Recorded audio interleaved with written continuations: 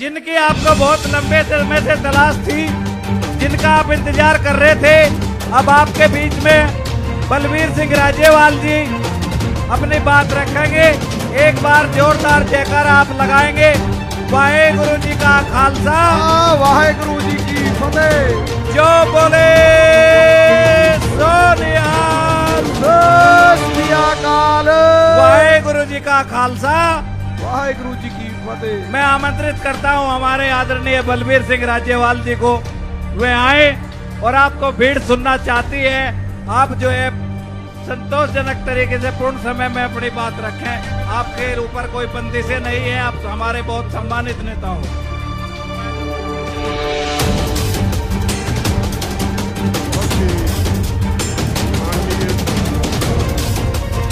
आज की सभा में बैठे सभी भाइयों और बहनों, मंच में बैठे बागवान, सबसे पहले सबको नमस्कार, राम राम, वाहेगुरु जी का खालसा, वाहेगुरु जी की फतेह। मैं आपकी बात शुरू करने से पहले एक बात करना चाहूँगा। आज का ये सम्मेलन बहुत ही गंभीर मुद्दों पे चर्चा के लिए हो रहा है। इसमें सारे देश से किसानों के नुमाइंदे शामिल हुए हैं। कोई तमिलनाडु से है, कोई अरुणाचल से है, कोई मध्य प्रदेश से है, कोई किसी राज्य से है, कोई किसी राज्य से है। और ये सभी अगवा जिन्होंने अपनी जिंदगी लगा दी किसानों के लिए, किसी के पास 20 साल का तजुर्बा है, किसी के पास 30 साल का तजुर्बा है, सभी लोग माननीय हैं। लेकिन मुझे अब आज यहाँ जो 100 के करीब नौजवान खड़े हैं, उन्होंने बहुत आहत किया है और उनके शोर की वजह से आप लोगों की बात नहीं सुन पाए। ये एक तरह से मैंने गिला किया है कि कैसा कि जो अगवा यहाँ आए एक तरह से उनकी बेइज्जती करने के बराबर है। क्या इनको कंट्रोल किया जा सकता है? हम देखो भाइयों, जिस काम के लिए आया मैंने वो सुनो आप। ये लगाई और उनको ये लोग हो करके डिस्टर्ब करते रहे।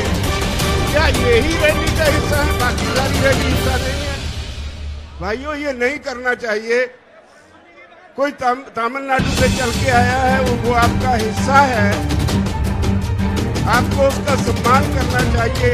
अलग बात है कि लैंग्वेज प्रॉब्लम है, आप ठीक से उनको समझ नहीं पाए, लेकिन मीटिंग करना भी कोई अच्छी बात नहीं है। हम एक क्लास है, अलग क्लास है बाकी लोगों से। अरे ये कौन है भाई? क्या बदतमीजी है ये? ए भाई, मतलब तुम ही लोग हो गए क्या जो यहाँ 15-20 लाख आदमी आ रहे हैं, तुम बदतमीजी करोगे? और नीचे बैठ, बैठो नीचे। मतलब क्या बदतमीजी है भाई ये? मतलब कौन लोग हैं ये?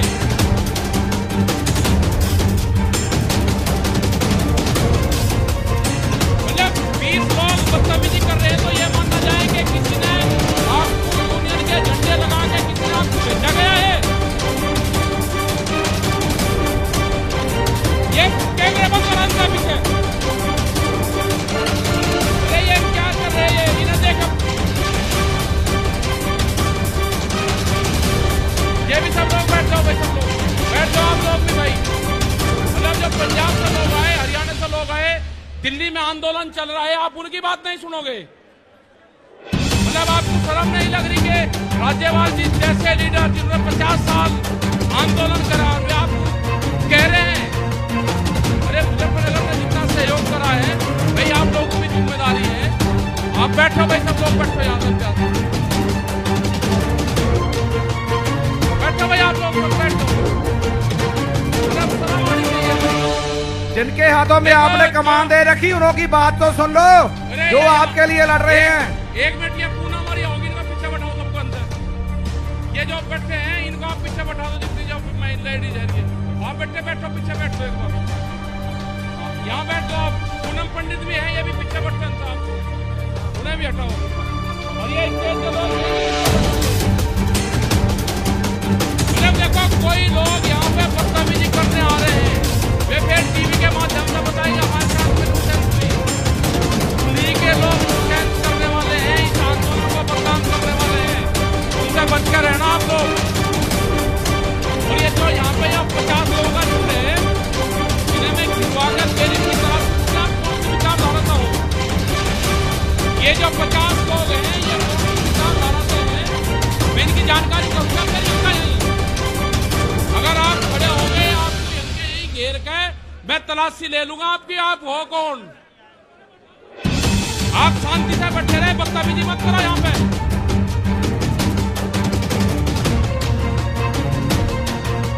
बहुत धन्यवाद साहब। ऐसा नहीं कि हम आप सबसे नाराज हैं, आप हमारा हिस्सा है, हमारे भाई हैं, हमारी बहनें हैं।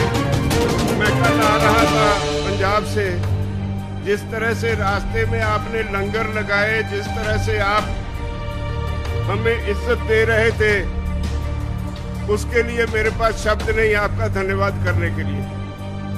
मुजफ्फरनगर के लोगों ने इतना प्यार दिया, पंजाब के हरियाणा के लोग जब आ रहे थे इतना प्यार दिया, इतना सत्कार दिया, उसके लिए मेरे पास शब्द नहीं धन्यवाद देने के लिए।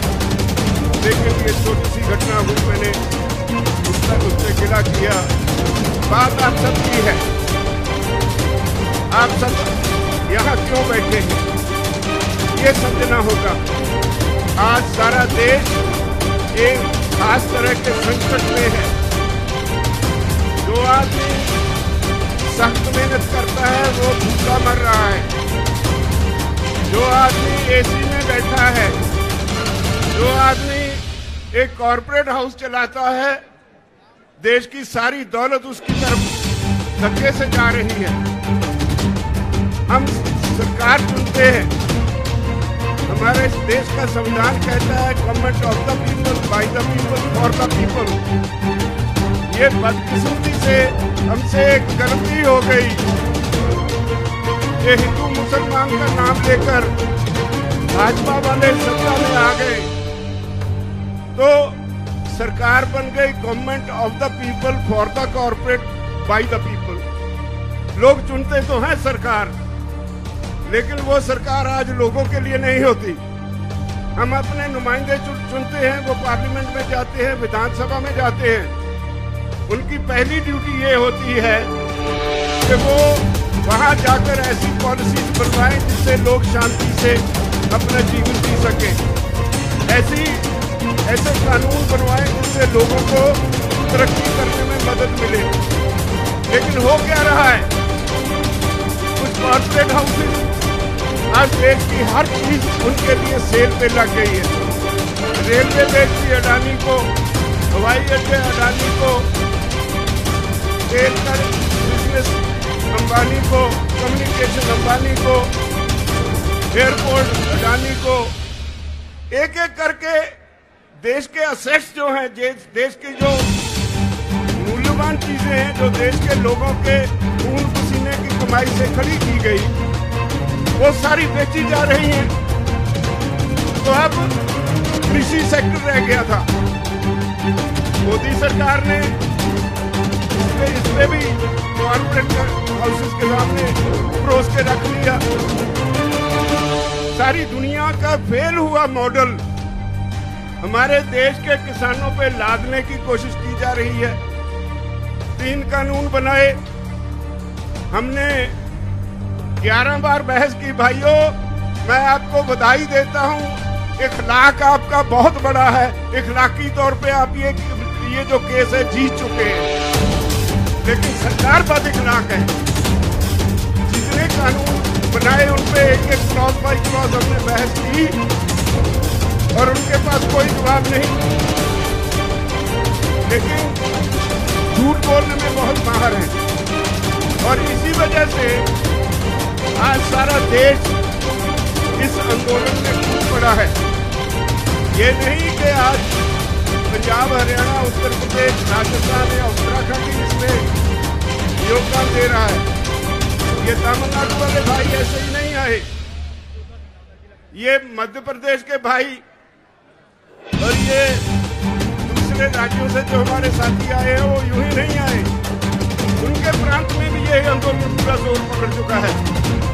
और एक बात कहूं, जितना ये आंदोलन जोर पकड़ रहा है उतनी मोदी की, उसकी भाजपा की जड़ें उखड़ रही है।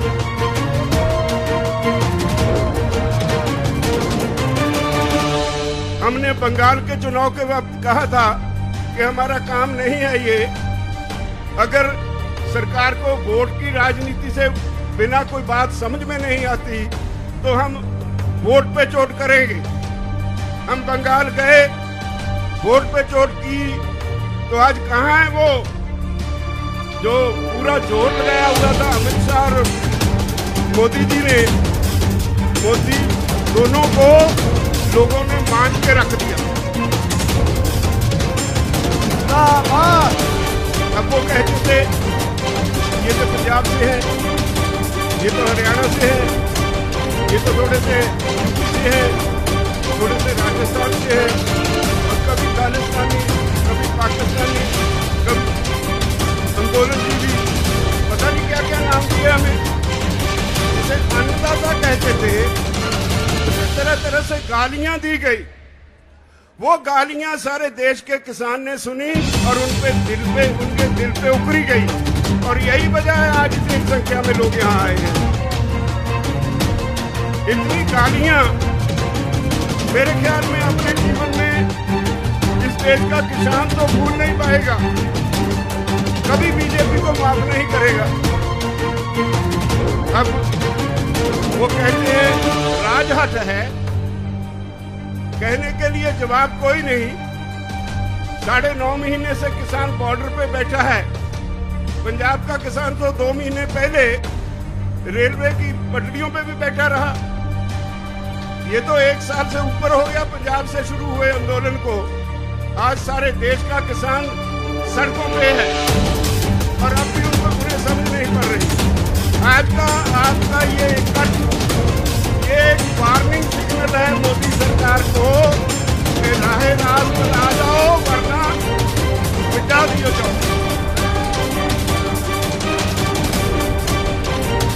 हम 27 तारीख को फिर एक हमने प्रोग्राम किया है, अभी मेरे साथी कह रहे थे 27 तारीख को भारत बंद का कॉल भी है। इससे पहले भी हमने कोई कॉल की, संयुक्त मोर्चा यहाँ से कॉल देता है और सारे देश में वो सफल हो जाती है।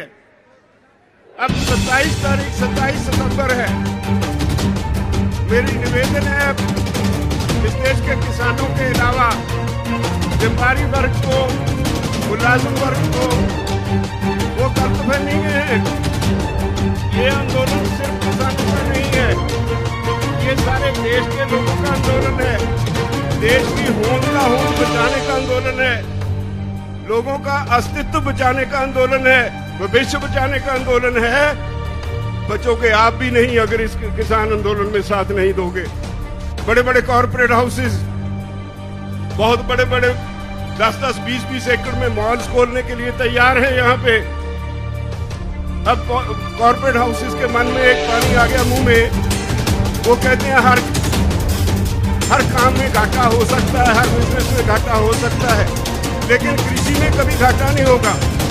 इसलिए उन्होंने समझा कि हर आदमी खाना खाए बगैर तो जी नहीं सकता, तो जो कृषि में पैदा होता है उसको कब्जे में ले लो।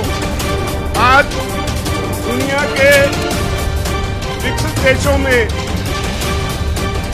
हाँ भाई लगा लेना, दुनिया के विकसित देशों में कॉर्पोरेट हाउसेस में दौड़ लगी है जमीन खरीदने की। लाखों हेक्टेयर जमीन एक एक कॉर्पोरेट हाउस खरीद रहा है। अगर वो सफल हो गए तो याद रखो हर गरीब की रोटी अमीर कॉर्पोरेट हाउस के गोदाम में कैद हो जाएगी। ये देश दोबारा फिर गुलाम हो जाएगा। इसको बचाने की जरूरत है, इसको बचाने की जरूरत महसूस करके ये सारे देश का आंदोलन बन गया है। तो मेरी सबसे निवेदन है जो भाई दूसरे काम भी करते हैं, बारी उनकी भी आने वाली है।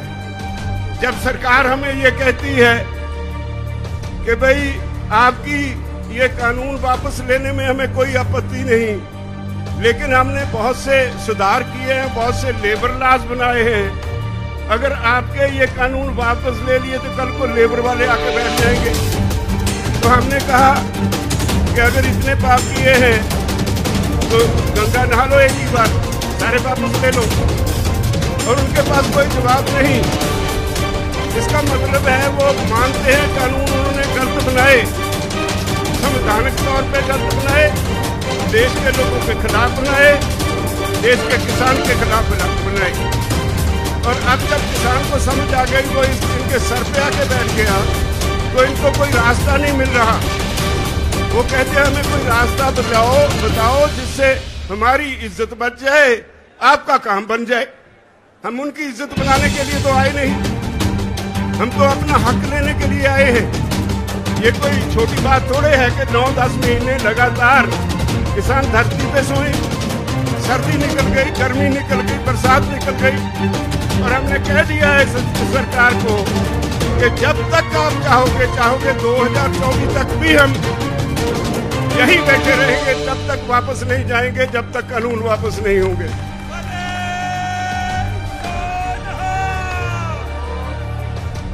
मुजफ्फरनगर की ये रैली, भाइयों आपकी आज की ये रैली सारी दुनिया इसको देख रही है। पिछले हफ्ते अमेरिका में वहां के गोरे किसानों ने आपके हक में एक बहुत जबरदस्त मुजाहरा किया, और उन्होंने जो मैसेज सोशल मीडिया पे दिया, वो कहते हैं भारत के किसानों हम आपके साथ हैं, भारत के किसानों डरना मत। इन्होंने हमें डरा के कॉर्पोरेट के चुंगल में फंसा दिया, और आज हमारी हालत ये है कि कॉर्पोरेट का नाम सुनते ही हमें हमको भी छिड़ जाती है। मत डरना इनसे, आपके साथ सारी दुनिया के लोग हैं। हाउस ऑफ कॉमन्स में 2 बार बहस हो चुकी है आपके इन कानूनों के ऊपर। ऑस्ट्रेलिया में, न्यूजीलैंड में, कनाडा में, हर देश की पार्लियामेंट में चर्चा हो गई। विदेशों में सरकार की खिल्ली उड़ रही है। तो आपके आज के इस रैली ने एक चेतावनी दी है, मैं समझता हूँ मोदी सरकार को और भाजपाइयों को, या तो वो राह रास्ते आ जाएं, वरना अब इस आंदोलन को आप रोक नहीं पाओगे। ये घर घर चला गया। पंजाब और हरियाणा में तो स्थिति आज ये है कि कोई भी पॉलिटिकल पार्टी जाती है पंजाब में किसी गांव में, लोग उनके लीडरों को घेर लेते हैं, नहीं घुसने देते। हरियाणा में भाजपा की बोलती बंद कर दी किसानों ने। उसके चीफ मिनिस्टर को भी वो नीचे नहीं उतारने देते हेलीकॉप्टर। इन्होंने करनाल में इतनी बुरी तरह से निहत्थे किसानों को पीटा, जिसमें एक भाई हमारा शहीद भी हो गया। और हमने 6 तारीख तक वार्निंग दे रखी है हरियाणा की सरकार को कि या तो उस ऑफिसर के खिलाफ जिसने सर फोड़ने की हदायत की पुलिस को, या तो उसके खिलाफ 302 का मुकदमा दर्ज करो, नहीं तो फिर 6 तारीख को आपके सेक्रेटरीट को घेर लेंगे। 6 तारीख को हरियाणा का किसान बड़ी संख्या में करनाल में इकट्ठा हो रहा है।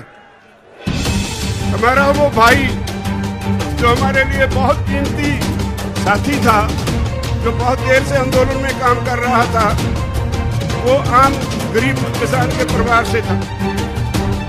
उसके पीछे उसकी जिम्मेदारियां रह गई। वो हम सब लोगों की जिम्मेदारी है कि हम उसकी, हमारे दिवंगत साथी की आत्मा की शांति के लिए प्रार्थना करें। और ये 6 मुझसे गलती से कहा गया, 7 तारीख को करनाल में इकट्ठ रखा गया है। अगर सरकार उस ऑफिसर के खिलाफ 302 का मुकदमा दर्ज नहीं करेगी तो हरियाणा के किसान इकट्ठे होके वहां सिविल सेक्रेटरीट को घेराव कर लेंगे, नहीं छोड़ेंगे उसको। और वो कंस्टिट्यूएंसी मुख्यमंत्री खट्टर की कंस्टिट्यूएंसी है। यूं ही नहीं उसने पुलिस को ऐसी हदायतें दी, हर सीएम अपने हल्के में अपनी चॉइस के ऑफिसर चूज करता है। अगर वो आज जो ऑफिसर है पता चला है वो आरएसएस के कार्यकर्ता का भतीजा है, अगर उसे ताकत इतनी चढ़ी है तो देख लेंगे, हम भी तैयार हैं फेस करने को। अब तो पंजाब में भी शुरू हो गया। मोगा पे किसानों पे लाठियां चली, माचीवाड़ा पे वो कुछ कर नहीं पाए, सुखबीर बादल रास्ता छोड़ के किसी और रास्ते से भाग गए, लेकिन एक झूठी एफआईआर वहां भी हमारे वर्कर्स पे उन्होंने दर्ज कर ली। तो हम इन बातों से डरने वाले नहीं हैं। लड़ाई बहुत अहम है, लड़ाई हमारे भविष्य की है, हमारे बच्चों की है। इसलिए मैं आप सभी से निवेदन करता हूं, जिस तरह से आप आज संयुक्त किसान मोर्चा की कॉल पे मुजफ्फरनगर में बड़ी संख्या में आए हैं। मुझे पता है सरकार ने रेल्स बंद कर दी, नेट बंद कर दिया, लेकिन पता नहीं कितनी कितनी दूर मुजफ्फरनगर से बाहर हमारे साथी बसों में, कारों में जो आए हैं, इस वक्त भी उनको यहाँ आने के लिए रास्ता नहीं मिल रहा, सारे रास्ते चौक हो गए और वो वहीं खड़े इंतजार कर रहे हैं अपनी बारी का। जब ऐसे लोग बाहर निकल आए, आम जनता बाहर निकल आए, तो सरकारें कुछ बिगाड़ नहीं सकती। मैं समझता हूँ मोदी सरकार को सोचने और समझने का समय आ गया, वरना सरकारें बड़ी नहीं होती, लोग बड़े होते। वरना सरकार को इसकी सजा जरूर मिलेगी, हर हालत में सजा मिलेगी। मैं आप सब भाइयों से एक निवेदन करना चाहता हूँ, हम सभी हमने छोटी सी कॉल दी, आप इतनी संख्या में आ गए, यूपी सारी हिल गई। मुझे लगता है जिस तरह आप आए हैं, यहाँ बंगाल वाला फार्मूला दोबारा दोहराने जा रहे हैं आप। अरे सोनिहाल, इसमें कोई शक नहीं मुझे कि अगर बीजेपी को वोट पे चोट ही नजर आती है तो आज के इस समागम के बाद वोट पे चोट लगाने के लिए माहौल तैयार हो गया। मोदी जी तैयार हो जाओ, मैदान में देखेंगे। अब तो आप सभी को बहुत बहुत धन्यवाद और आप सभी से आखिर में फिर एक बार विनती, आज की रैली के बाद सो नहीं जाना, बहुत बड़ी जिम्मेदारी आपके ऊपर छोड़ के चले हैं। मैं कल से यहाँ आया हूँ, एक रिश्तेदारी में ठहरा था, बहुत से लोग मुझे मिलने आए, एक ही बात कह के मैं क्षमा मांगूंगा। बहुत से लोग मुझे मिलने आए, जो भी आया उसने आते ही पहली एक बात कही कि ये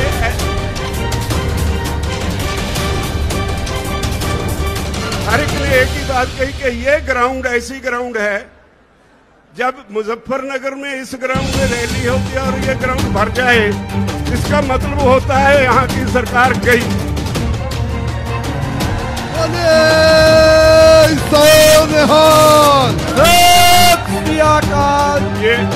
ये इस मैदान का इतिहास है। अगर यही इतिहास है तो भगवान करे जल्दी ये हमें सफलता मिले और उसको छुट्टी मिले। वो जो आजकल परेशान हैं तो उनको छुट्टी मिले इस काम से, वो अपने घर में मंदिरों में पूजा पाठ करें।